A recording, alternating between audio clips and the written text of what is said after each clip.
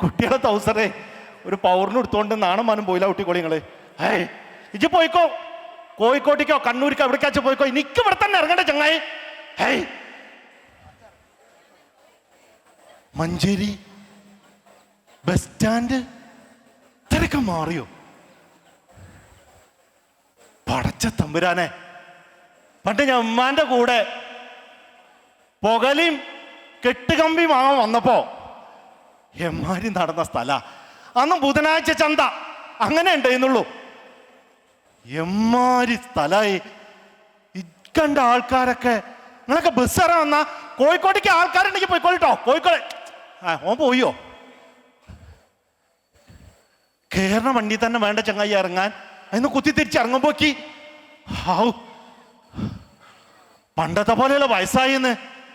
ഇക്കുങ്ങൾക്കൊക്കെ ഏകദേശം ഒരു പ്രായമായി ഉണ്ടാവും, നിങ്ങൾ കണ്ടാ മനസ്സിലാവും. ചേറുമ്പൊന്നേ ചേറുമ്പുകാരനാ, കരിവാരെ കൊണ്ട് ചേറുമ്പുകാരൻ. ആ പേര് അധികാരി എന്നാ. ഹേയ് ചേറുമ്പിന്റെ അധികാരി ഒന്നല്ല. പണ്ട് ഞാൻ ചെറുപ്പത്തിൽ നാടിട്ട് ബോംബേക്ക് പോയിരുന്നു. 10-15 കൊല്ലം കഴിഞ്ഞിട്ടാണ് നാട്ടിലെത്തിയത്. അപ്പൊ എനിക്ക് ഈ ചില മലയാള വാക്കൊന്നും അങ്ങോട്ട് നാമന് വരൂലെന്ന്. ഇത് ഇന്റേതാന്നുള്ളതിനെ നമ്മൾ പറയാ ഇതിന്റെ അധികാരി ഞമ്മളാന്നാ.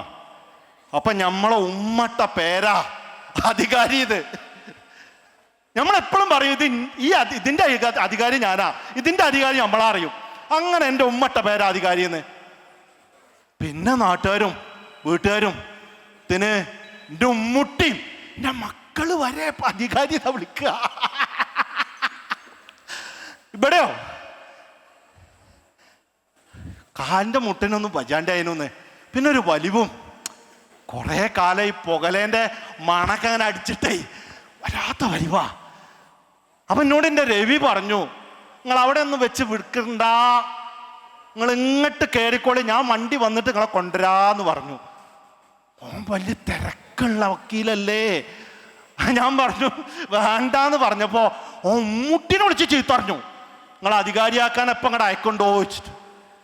അങ്ങനെ കയറി പോന്നതാ. പക്ഷെങ്കില് പോന്നപ്പോ മൊബൈൽ എടുക്കാൻ മറന്നു. ഓന് ഭയങ്കര തിരക്കാന്ന്. പക്ഷെ ഓൻ പറഞ്ഞിട്ടുണ്ട് ഓൻ്റെ കൂടെയുള്ള ചെങ്ങായിമാരാരെങ്കിലും വണ്ടി എടുത്ത് അയക്കാൻ ഓൻ വരാൻ പറ്റിയില്ലെങ്കിൽ എന്ന്. എനിക്കിപ്പോ ആരെ വിളിക്കണം എന്നാ. ഉമ്മുട്ടി ആദ്യമേ പറഞ്ഞിനോ അധികാരിയാക്ക മൊബൈൽ എടുത്തോണ്ടിട്ടോന്ന് മറന്നു.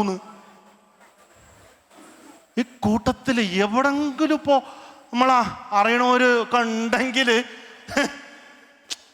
നിങ്ങൾ അറിയോ? രവി വക്കീലിനെ അറിയോ? അറിയോ? ഇന്റെ രവി വക്കീലിനെ അറിയാത്തവരാരും ഉണ്ടാവില്ല മഞ്ചേരി.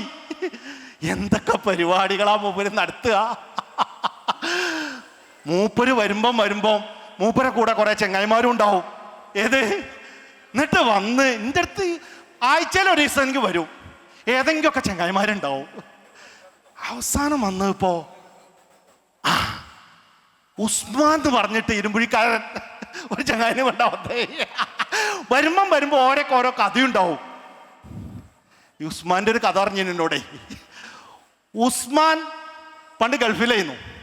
ഗൾഫിൽ നിന്ന് കുറേ കായൊക്കെ ഉണ്ടാക്കി ഇങ്ങനെ നാട്ടിൽ വന്നപ്പോ ഈ കായൊക്കെ കൂടി എന്താ ചെയ്യേണ്ടത് ചോദിച്ചിങ്ങനെ നിന്നപ്പോ മൂപ്പര് വിചാരിച്ചു കുറച്ച് നാട്ടിലെ പ്രവർത്തനം നടത്താന്ന്. അങ്ങനെ നിന്നപ്പോ വീടിൻ്റെ അടുത്ത് ഒരു തങ്കമ്മുണ്ടായിരുന്നു. തങ്കമ്മുനെ കെട്ടിച്ചത് അങ്ങ് കൊയിലാണ്ടിക്ക വേലായുധൻ. 10-12 കൊല്ലം കഴിഞ്ഞപ്പോൾ ഓൻ മരിച്ചു. 3 കുട്ടികളും കൊണ്ട് ഓളിങ്ങോട്ട് വീട്ടിലേക്ക് പോന്നു. മൂത്ത കുട്ടീൻ്റെ കല്യാണത്തിന് എന്താ ചെയ്യാ വിചാരിച്ചെന്നപ്പം ഉസ്മാൻ പറഞ്ഞു, നിങ്ങൾ പേടിക്കണ്ട, ഞാൻ ഇവിടെ നടത്തി തരാറിഞ്ഞു. കാര്യമായിട്ട് നടത്തിയില്ലേ. മണ്ടിപ്പാഞ്ഞ് പണ്ടുണ്ടാക്കി പണം ഉണ്ടാക്കി ആൾക്കാരെ വിളിച്ച് അയാളത് അങ്ങോട്ട് മുഴുവനായിട്ട് നടത്തി. പക്ഷെ ഒരു അക്കിടി പറ്റി. എന്റെ രവി എഴുതിയ ചേറുമ്പ അംശം ദേശത്തിലെ പായസം ഉണ്ടാക്കൽ നോക്കിയിട്ട് മൂപ്പർക്കൊരു കൗതുകം, ഇമ്മാരി പായസം ഇൻ്റോടി ഇമ്പളിയോടി ഉണ്ടാക്കണം എന്ന്. ഒറ്റ കാര്യം പറഞ്ഞോളൂ, തങ്കമ്മോ പായസം അത് ഇൻ്റെ വകയാണ്. ഏത് പായസം അറിയോ നിങ്ങൾക്ക്? ഒലക്കൊക്കെ കൂടി പിടിച്ച് നാളികേരം ചരുവിട്ടിട്ട് ഒലക്ക പിടിച്ച് ഇങ്ങനെ വെച്ചിട്ട് ഔട്ടിന്റെ ഉള്ളിൽ വെച്ചിട്ട് തിരിണ്ട് മൂപ്പര അവിടുത്തെ 5-6 ചെക്കന്മാരൊക്കെ കൂട്ടി ഇത് പഠിപ്പിച്ച് ഉണ്ടാക്കി. ഇപ്പത്തെ ചെക്കന്മാർക്ക് ഒലക്ക എന്താണെന്നറിയോ നിങ്ങൾക്ക്? 2 എണ്ണത്തിന്റെ അവിടെ കുടുങ്ങി, ഒരു നീറ്റ് പാഞ്ഞ്. ഇയാളതും കുടുങ്ങിനു എന്നാ നാട്ടു നടപ്പ് പറയണത്. ഓട്ടെ, അത് നമ്മൾ പറയണില്ല. അങ്ങനെ ഇതൊക്കെ കൂടി ഇങ്ങനെ ഉണ്ടാക്കി വന്നപ്പോഴേക്ക് നേരം വെളുത്തു. തലേസം പന്തലിട്ടപ്പോൾ പന്തൽ കഴിഞ്ഞാടി പറഞ്ഞിട്ട് തങ്കമ്മ വിളിച്ചപ്പം 12 മണിക്ക് പോയതാ. 2:45-3 മണി വരെ പന്തൽക്കാരപ്പം നിന്നു. കല്യാണത്തലേന്ന് പായസം ഉണ്ടാക്കാനും അവസാനം ഉറക്കല്ലാണ്ടായിപ്പോയി. കല്യാണമൊക്കെ കണ്ട് മംഗളായി കഴിഞ്ഞു കൂട്ടിക്കോളി. ഇയാൾക്ക് കണ്ടിട്ട് ഉറക്കം കണ്ട് വന്നിട്ട് ഇയാൾ നിങ്ങളൊക്കെ അറിയണ്ടാവും, ഒരു ബുള്ളാന്തോക്കെ വെച്ചിട്ട് പത്രപ്രവർത്തനൊക്കെയാണ്, അയാൾ അറിയണ്ടാവും.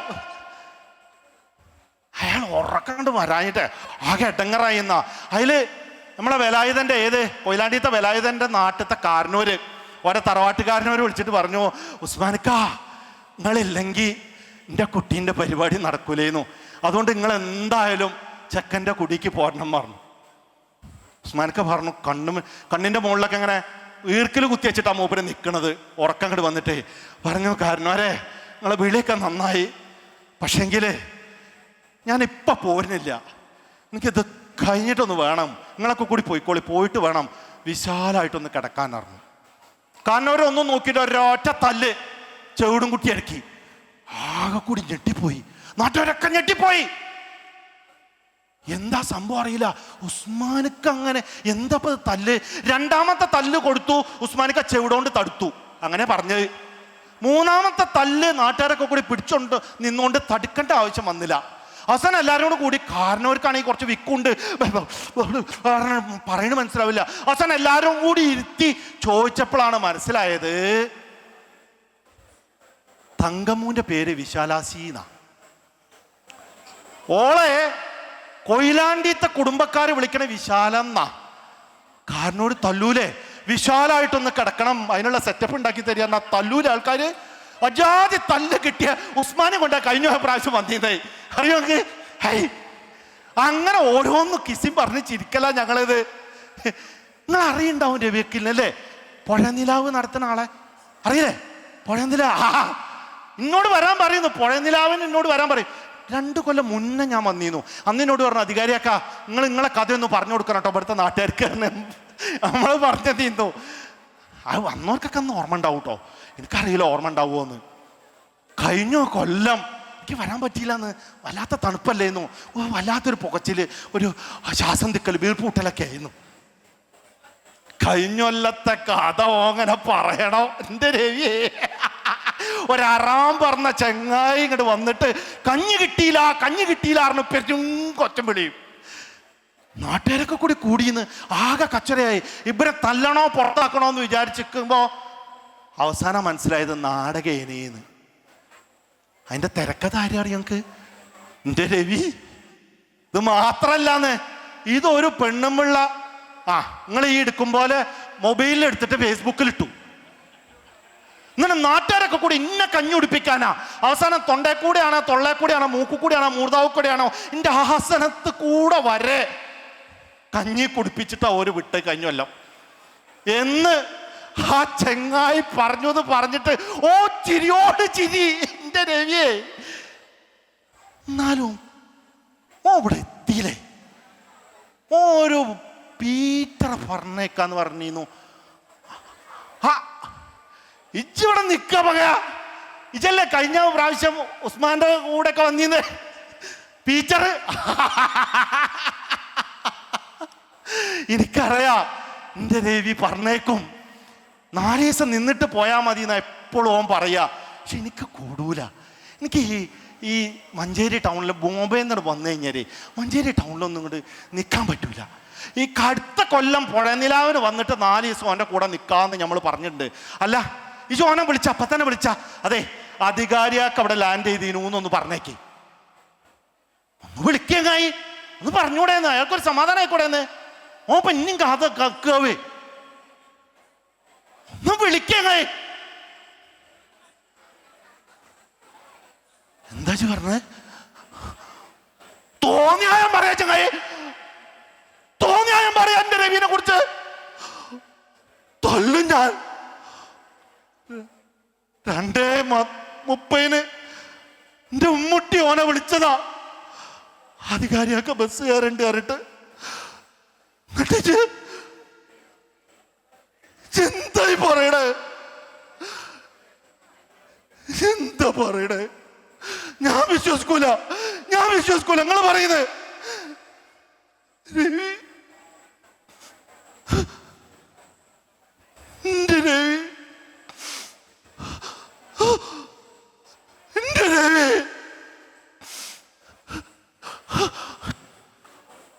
അതെ, എനിക്ക് ഇത്തിരി വെള്ളം തരുകള്. അല്ലെങ്കിൽ വേണ്ട, ഒരു ബീഡി, ഒരു വേണ്ട. എനിക്ക് അവിടെ നിന്ന് വേണം കുട്ടിയെ. ഓട്ടോറിക്ഷ ഒന്ന് കുട്ടിയെ. കുട്ടി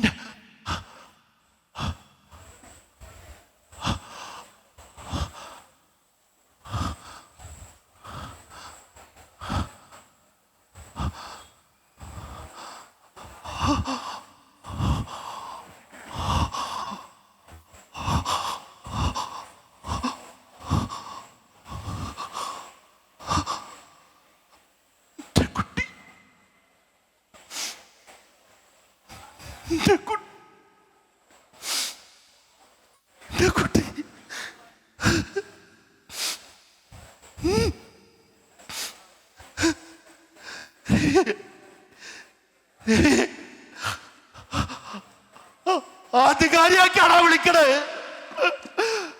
അധികാരിയാക്കാണാ വിളിക്കണേ.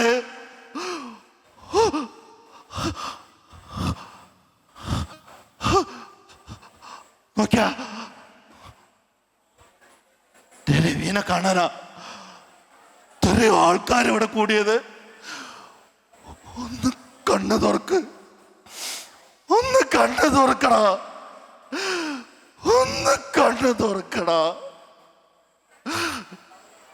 സഹീറാക്ക ഒന്ന് വിളിച്ചോക്കി. പഴംപൊരി കൊണ്ട് വരാമെന്ന് പറഞ്ഞു നോക്കി സഹീറാക്ക. ഉസ്മാക്ക, സാവറാത്ത ബീഫ് വരട്ടിയത് നൈസോത്തിനുണ്ടെന്ന് രവീനോടൊന്ന് പറഞ്ഞു നോക്കി. ഓ ചിലപ്പോ വിളിച്ചാലോ? ഓ കിടക്കണ കണ്ടില്ലേ? ഓക്കില്ലേ, നിങ്ങളൊന്ന് വിളിച്ചു നോക്കിയോ? ഞാനൊരു പുതിയ പാട്ട് എഴുതിനൊന്ന് പറഞ്ഞു നോക്കി. എന്റെ രവീനൊന്ന് വിളിച്ചു നോക്കി.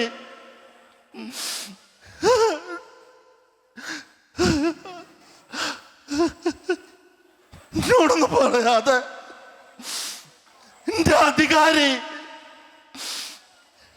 അധികാരിയാ പോയത്. ഒന്ന് വിളിച്ചോക്കി പക്ഷേ, എന്റെ അധികാരിയാ പോയത്.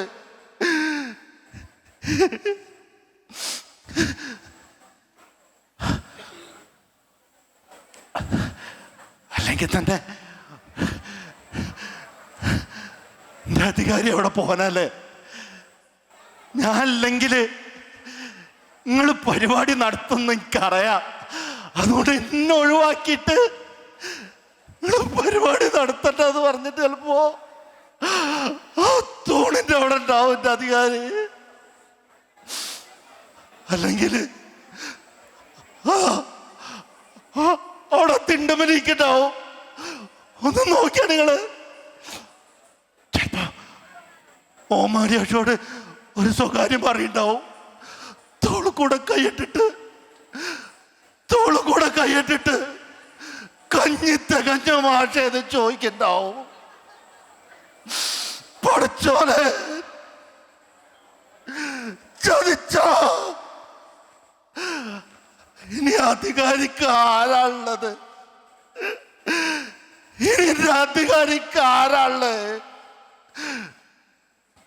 ചെറുമ്പില് വരുമ്പോ പാടത്തു കൂടിയും പറമ്പിൽ കൂടിയൊക്കെ എൻ്റെ കൈ പിടിച്ച് നടക്കുമ്പോ എന്നോട് പാട്ട് പാടിക്കുമ്പോ ദേവി പറയേ വളരെ ഇഷ്ടമുള്ളൊരു പാട്ടുണ്ട് ഇത്, എൻ്റെ ലൗലിക്കുട്ടി അത് പാടി തരലുണ്ട്. ഇത് ഞാൻ മരിച്ചു പോകുമ്പോ എൻ്റെ തലയ്ക്കാൻ പുറത്ത് എനിക്ക് ആ പാട്ട് കേൾക്കണ അധികാരിയാക്കാന്ന് പറയോ കുട്ടിയെ. ആ പാട്ടൊന്നിട്ടോ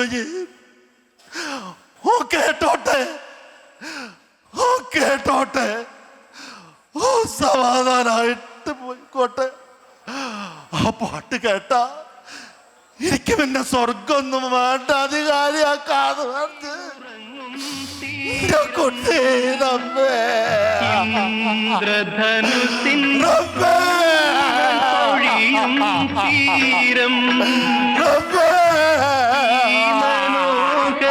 തീരത്ത് തരുമോ ഇനിയൊരു ജന്മം കൂടി, എനിക്കിനിയൊരു ജന്മം കൂടി. രംഗകലയുടെ അനുഭൂതിയിലൂടെ രാമചന്ദ്രൻ വക്കീൽ എന്ന അധികാരിയെ പകർന്നാടിയ ഈ അഭിനയ പ്രതിഭയെ പരിചയപ്പെടുത്തട്ടെ. കലാ സാംസ്കാരിക സദസ്സുകളിലെ സജീവ സാന്നിധ്യമായ ഡോക്ടർ സജീഷ് വൈഖരി, പ്രഭാഷകൻ, നടൻ, തിരക്കഥാകൃത്ത്, നാടകരചയിതാവ്, സംവിധായകൻ, എഴുത്തുകാരൻ എന്നിങ്ങനെ വ്യത്യസ്ത വിശേഷണങ്ങളിൽ കഴിഞ്ഞ 20-ലേറെ വർഷമായി കലാ സാംസ്കാരിക മണ്ഡലങ്ങളിൽ തിളങ്ങി നിൽക്കുന്ന പ്രതിഭയാണ്.